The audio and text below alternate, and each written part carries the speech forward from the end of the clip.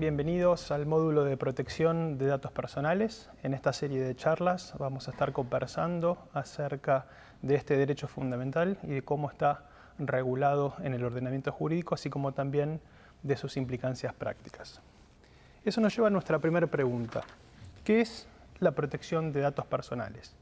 Y básicamente podemos responder esa inquietud diciendo que se trata del derecho que tiene cada persona a controlar la propia información. Es un derecho legal a poder conocer, modificar o eliminar la información personal que se encuentra registrada en una base o en un tratamiento de datos.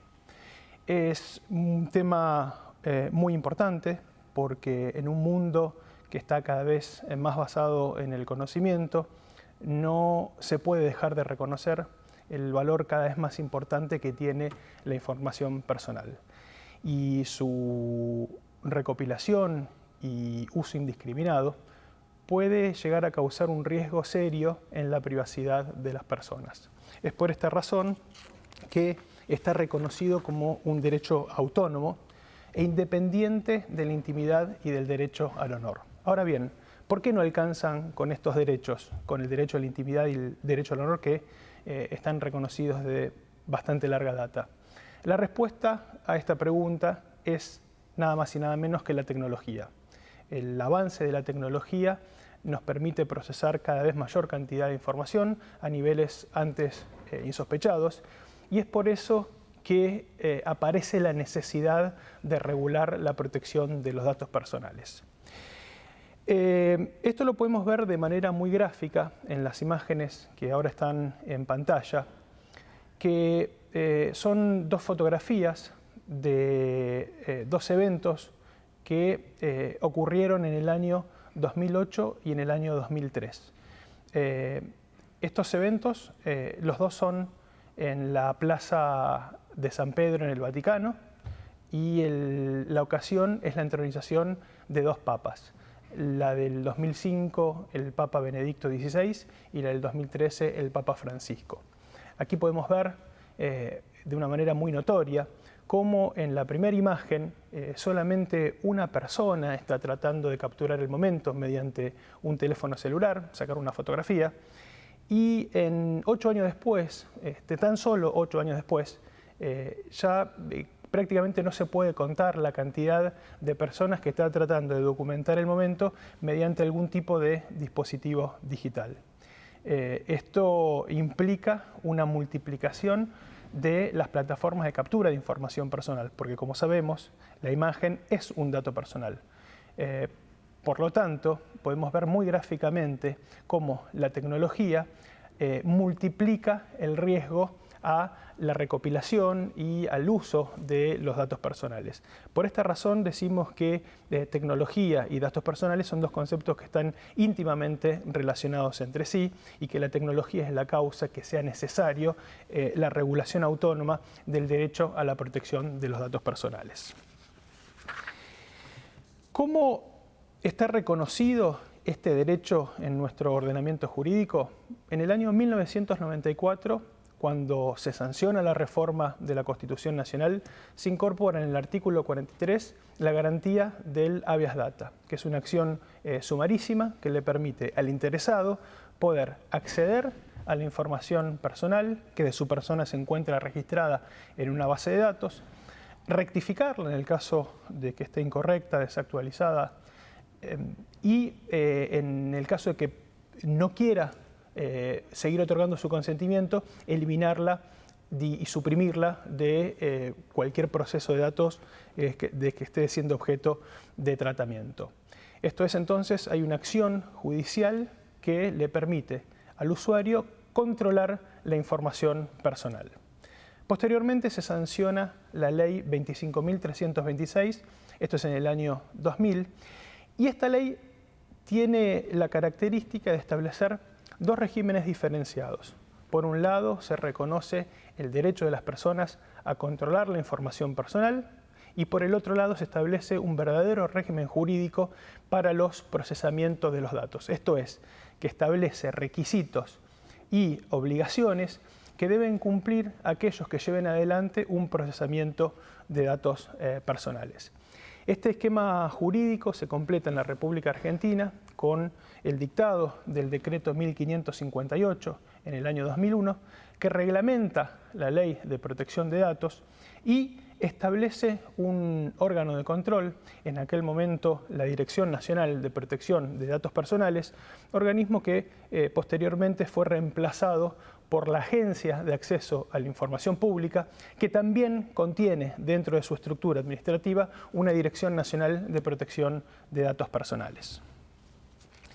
Ahora bien, eso nos lleva a la siguiente pregunta que debemos hacernos cuando tratamos el tema, y es ¿de qué hablamos cuando hacemos referencia a un dato personal? Y la respuesta a eso es cualquier información que podamos relacionar con una persona, eso es un dato personal. O sea, cualquier información relativa a una persona es considerado un dato personal. Y no es necesario que la persona esté individualizada. Alcanza con que sea individualizable, porque la propia regulación establece que la persona puede estar determinada o determinable.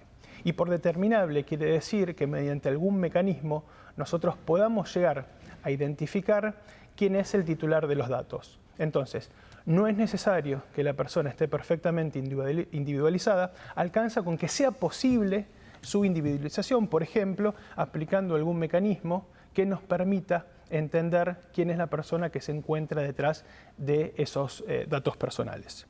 De esta manera podemos decir que tenemos datos personales como el nombre, el apellido, el número de documento, un estudio clínico, una imagen, una grabación de video. Cuando podemos identificar las personas que aparecen en ese video, eso va a ser un dato personal. También una grabación de voz, cuando se pueden identificar a los interlocutores. Es decir, la definición de dato personal es muy amplia y a riesgo de ser reiterativo, no es necesario que la persona se encuentre perfectamente identificada, sino que cuando es posible su identificación, también ese dato es considerado una información de carácter personal. Ahora bien, todos los datos personales se encuentran protegidos por la regulación de protección de datos. Ahora, existen una categoría especial que tienen un nivel de protección superior y que son los denominados datos sensibles. Estos son datos que por su potencialidad discriminatoria requieren un cuidado especial a la hora de procesar ese tipo de información. Debe tratarse con mayor cuidado. ¿Qué es considerado un dato sensible? Bueno, cualquier información que haga referencia al origen racial o étnico de una persona, también aquella información relativa a convicciones filosóficas, morales o religiosas, opiniones políticas, la información sobre la afiliación sindical de una persona, los datos relativos a la salud y también aquellos datos que hagan a las preferencias sexuales de una persona. Toda esta información que se encuentra enumerada en la Ley de Protección de Datos es denominada información de carácter sensible y tiene, como explicaba hace un instante, un régimen de protección superior. Este régimen de protección superior implica que no pueden ser conformadas bases de datos que recopilen exclusivamente datos sensibles. Ese es el principio general, pero posteriormente se indica que si contamos con el consentimiento del titular o si existe una ley que permita su tratamiento, en ese caso sí se está habilitado a procesar este tipo de información. O sea que su procesamiento es de excepción, solamente cuando tengamos la autorización expresa del titular y cuando tengamos una autorización legal para poder utilizar este tipo de información que, repito, es de carácter sensible. Todo el andamiaje relativo a la protección de datos descansa en un pilar fundamental y es el consentimiento del titular de la información para permitir procesar su información personal. Esto es, No tendría sentido decir que se le reconocen a las personas el derecho a controlar la propia información si no se solicitara su autorización para poder procesar su información de carácter personal. Entonces, el consentimiento es la piedra angular del procesamiento de datos personales. Es la base legal que a un responsable de tratamiento le va a permitir utilizar, procesar, recopilar la información personal de los titulares de la información. Este consentimiento está regulado de diversas maneras. En nuestro ordenamiento jurídico requiere que sea expreso y por escrito o por un medio equivalente. Y lo que tenemos que tener en cuenta es que este régimen del consentimiento admite algunas excepciones o situaciones en las cuales no va a ser necesario requerir el consentimiento previo, recopilar el consentimiento previo del titular para poder procesar su información. Estas situaciones están taxativamente enumeradas en la regulación y, por ejemplo, son cuando los datos se limitan a tan solo el nombre, apellido, ocupación, información de carácter tributario de una persona, o cuando la información se recopila por una obligación legal, o cuando es el Estado el que recopila la información actuando dentro del ámbito de sus competencias. Y son algunas de los ejemplos en los que aplica alguna excepción a requerir el consentimiento previo del titular del dato. Ahora bien, cuando no nos encontramos en ninguna de esas situaciones de excepción, para poder procesar y en forma previa al procesamiento del dato va a ser necesario recabar el consentimiento, que además de expreso y por escrito o por medio equivalente, tiene que ser informado. ¿Qué quiere decir el consentimiento informado? Que se le debe proveer al titular de la información una explicación acerca de quién es el responsable de ese tratamiento, para qué finalidades se va a recolectar la información, qué tipo de datos van a ser recolectados, quiénes son los posibles destinatarios de esa información. O sea, una serie de informaciones que le va a permitir al titular del dato poder conocer mejor cómo es el procesamiento y poder brindar su autorización de una manera consciente.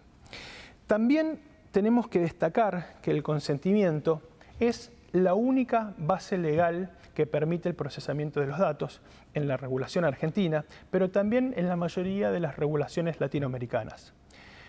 Otras legislaciones más modernas, como el Reglamento Europeo de Protección de Datos o la Ley de Brasil de Protección de Datos, la Ley General de Protección de Datos de Brasil, admiten otras bases legales, además del consentimiento, como el interés legítimo, como el interés vital del interesado o como una relación contractual previa, que permiten a los responsables procesar la información basándose en otro argumento legal para poder hacerlo. Pero eso todavía en nuestra regulación no existe, y eso es una crítica que se hace porque estas legislaciones más antiguas no contemplan que existen otras bases legales que pueden ser hacer el intercambio de información más ágil y a la vez ser más beneficiosas para el propio titular del dato. Pero en definitiva, la única base legal con la que contamos en nuestro ordenamiento es el consentimiento. De esta manera concluimos con esta primera charla del módulo de protección de datos. Nos vamos a estar volviendo a encontrar para las clases subsiguientes, la próxima vinculada a los requisitos o los principios del tratamiento de los datos. Muchísimas gracias y nos vemos pronto.